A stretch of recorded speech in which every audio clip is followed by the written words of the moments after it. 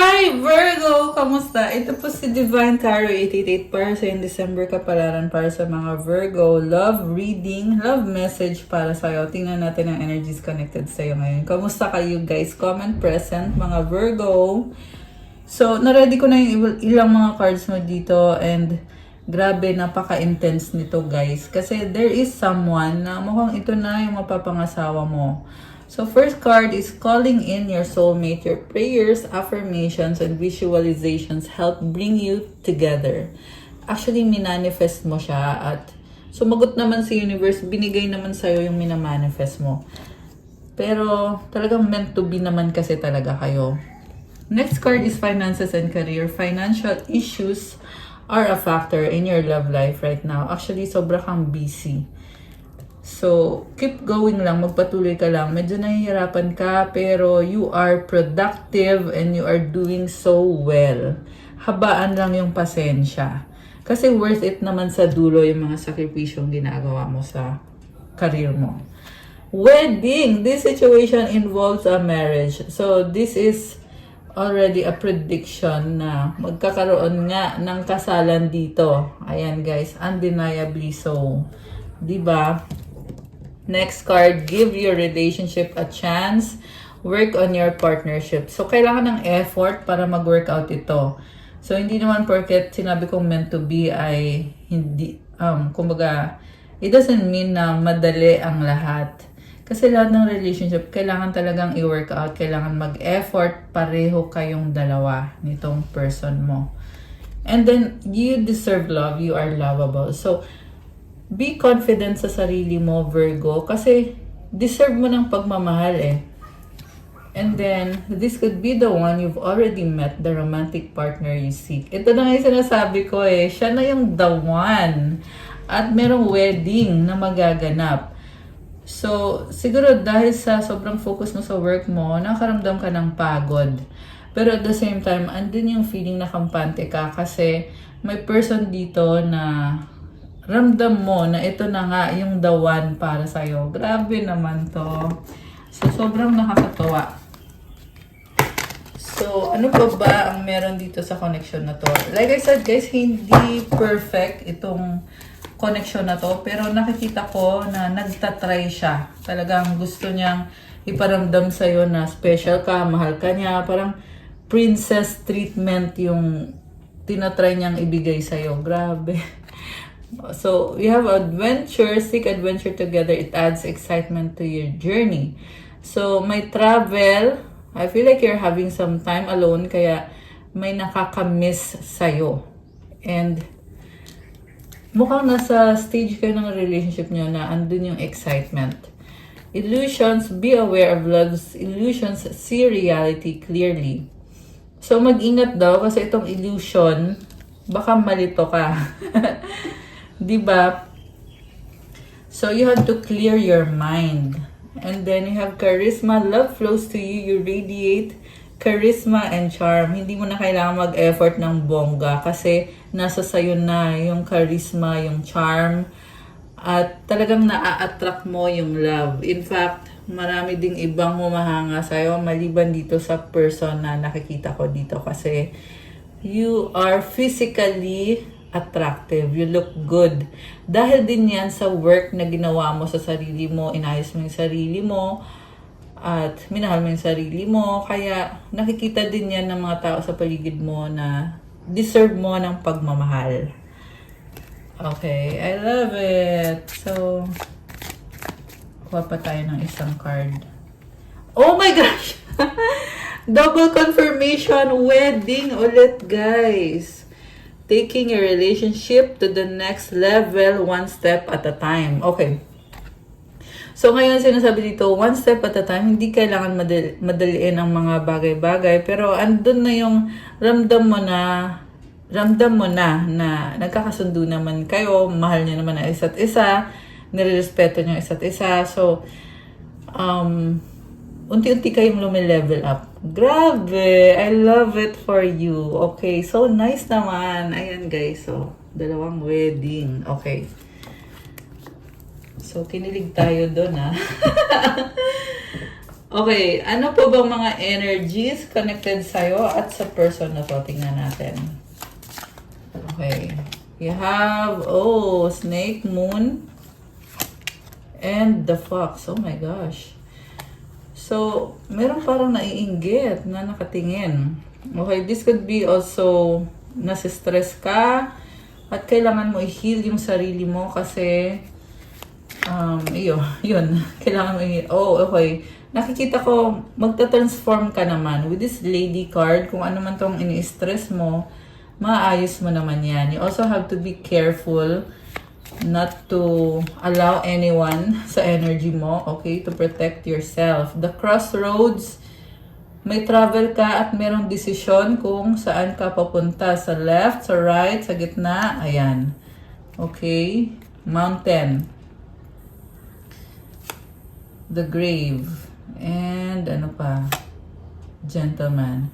Alam mo, nagkaroon ng ending sa inyo. Kung dati, may person dito na medyo stubborn or matigas ang ulo. Ngayon kasi, may pagbabago sa kanya. Lilies. Ayan. So, yeah, there is attraction, there is positive energy, and the cross is here. So, yeah, this is someone na sobrang hopeful. Hopeful na things will work out between you and them. Okay. Ano pa? Tingnan natin. Owls. Okay. May mga nagchichismis. The sun. Okay. Bear. Alam mo, sabi dito, kahit namin nagtatry na i-chismis ka, pero strong ka kasi. And you have this liwanag, itong sun na energy na nakaka-trigger sa ibang tao. Kasi strong ka. Ayan, ito ka, itong bear na energy. So, hindi ka matatakot. Nitong kung sino man itong mga chismosa. The child. Okay, so parang ang gaan lang ng energy mo. Parang ang saya lang. Merong enjoyment. Okay, merong travel. Okay, so gusto kong tingnan ngayon from the tarot kung ano ba ang energies connected sa'yo at sa person na nakita natin dito. So, alisin ko muna tong ibang mga cards. Ayan. Okay, so ano pa ba mga energies connected kay Virgo at sa person na ka-deal mo? Tingnan natin. Okay.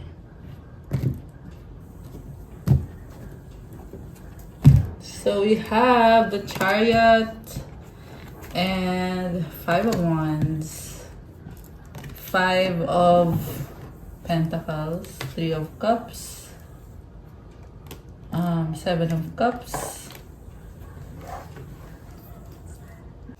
10 of Wands, and then Ace of Rods, 9 of Cups sa bottom of the deck. Okay. So, sabi dito, kontento ka sa buhay, masaya ka sa buhay, may bagong simula, may travel. Medyo challenging ngayon. Especially sa mga tao sa paligid mo at sa finances mo, nagsastruggle ka. Oo, at meron dito mga taong mga kasama mo. So, marami kang gustong gawin at medyo burden ka ngayon. So, kung nababurnout ka, magpahinga ka, manghingi ka ng tulong. Okay? Yan ang gustong sabihin sa'yo ng mga angels mo. Also, sinasabi dito, sa totoo lang, makukuha mo naman lahat ng mga gusto mong ma-achieve sa career, sa finances, kahit sa partnerships mo. Positive naman yung sagot eh. Siguro ikaw lang talaga tong nakakaramdam na parang nakakapagod din. Okay? Kasi sa dulo, you have this 10 of Wands. This is completion. So, maa-achieve mo yan lahat. Huwag kang mag-alala. Kasi alam mo kung bakit? Kasi palaban ka eh. Unang card mo dito is the Chariot. So, kaya mong balansehin yung sarili mo. At mabilis ka rin kumilos. There's movement. So, may mga changes kaya mo namang mag-adjust. Kaya, andun yung feeling na parang kahit hindi mo pa nakukuha yung pinaka-target mo, pero masaya at kontento ka sa mga achievements mo. So, itong Ace of Rods, this is a card of creativity and at the same time, authenticity. So, it's like telling you to follow your heart, Virgo, kasi magdadala ng happiness and fulfillment yan para sa'yo. So, siguro nga andun ka sa point na go with the flow ka and enjoy mo yung life mo.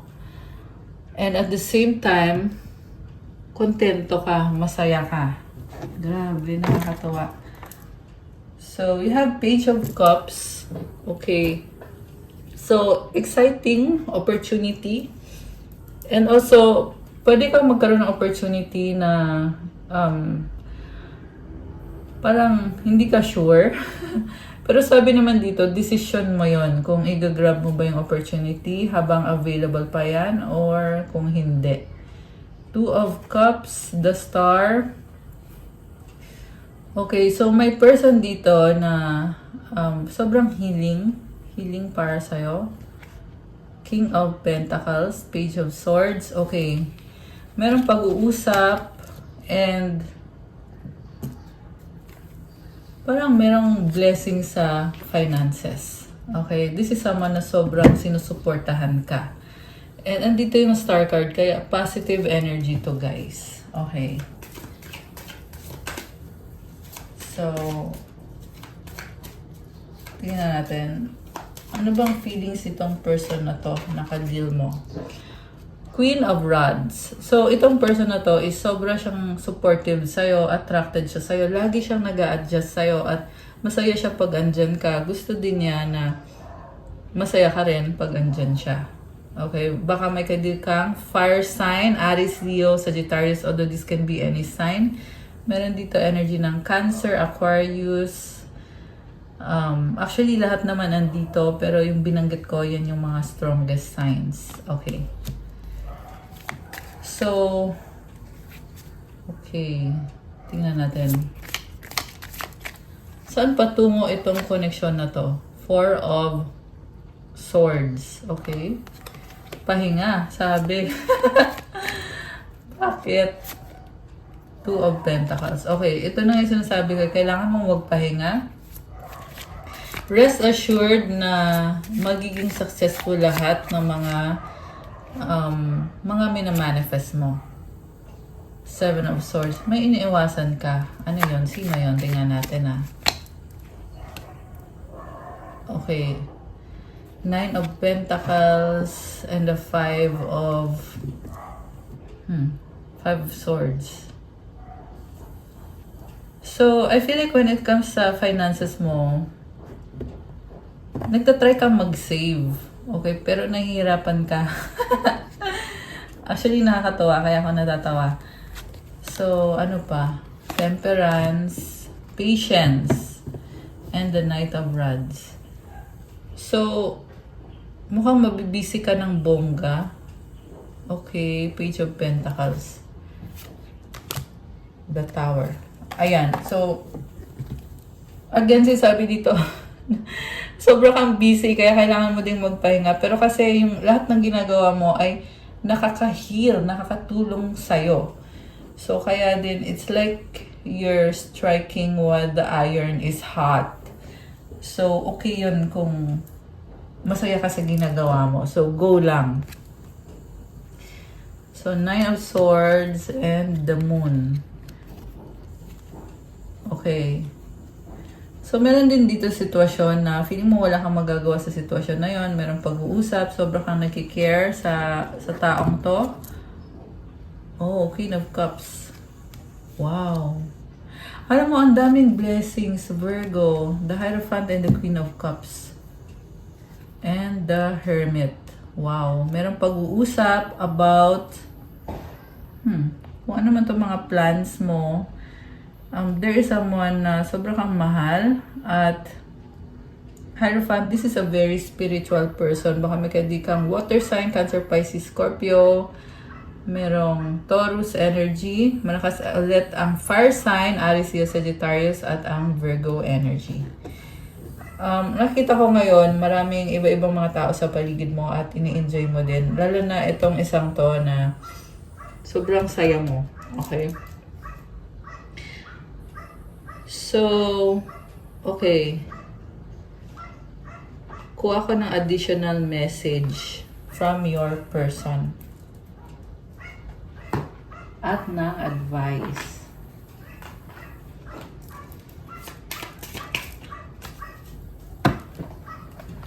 Okay, message.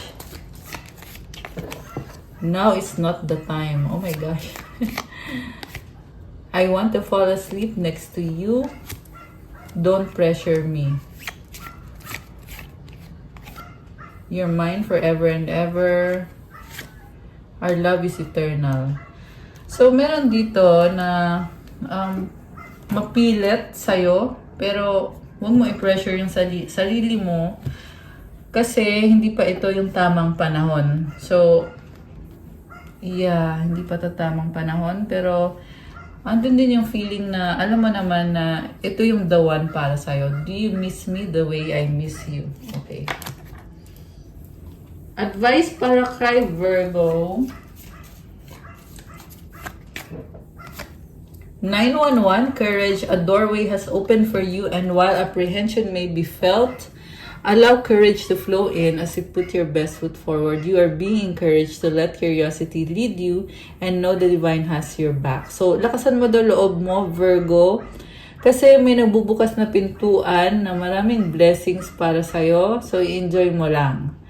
So, i-comment mo yung affirmation to claim this beautiful energy. Comment, I allow courage to prevail as curiosity leads me through new doors. I love it. And itong isang to gusto din lumabas na mensahe para sa'yo. So, 444 protection. This is your time to take confidence in all that you pursue. The divine universe is working through you and protecting you. Time has come to allow all the doors of opportunity to welcome you with open arms. Grabe, Virgo. So, lakasan mo daw loob mo sa lahat ng ginagawa mo. Kasi andyan si universe, tinutulungan ka at pinoprotektahan ka. At napakadaming opportunities ang nakabukas ngayon para sa'yo. So, to claim this beautiful energy, comment, I feel the loving care of the divine protecting me. I allow myself to pursue growth and opportunity. Grabe, I love it for you. Napakadaming opportunity. You are growing as a person. And sobra kang mahal ni God. Mahal ka ng mga angels mo at pinoprotektahan ka. Kaya be confident. Okay, ano naman ang advice? Okay, advice card para sa'yo. So, forgiveness. Healing comes from acceptance. Help me, dear Lord, to fully accept what is, knowing that this alone will open me to the new. So, kailangan ng kapatawaran, kailangan tanggapin ang mga bagay-bagay. Kasi, pag nagawa mo yon, magkakaroon ng pagbabago. Grabe, ang lalim naman ito. So, ayan guys, napakagandang message para kay Virgo. So, pusuan nyo na tong video na to kung ikaw yung nagre-resonate dito. Ayan. Okay guys, that's all for your December kapalaran para sa mga Virgo. Thank you for watching. Pa-like po ng video, comment, subscribe, hit the notification bell. Let me know kung nag-resonate ba kayo para ma-acknowledge nyo na kailangan nyo ng gabay at masagap natin ang kwento ng buhay nyo dito sa mga tarot reading for Virgo. And kung kailangan nyo naman ng gabay, pwede kayong magpa-private reading. Message nyo ko sa Viber or sa WhatsApp. Tingnan nyo po dyan sa description box. Nakalagay po dyan yung contact details ko. So, thank you again, Virgo! I'll see you again soon. Have a good day or night. God bless you all. Stay safe. Love you guys. Bye!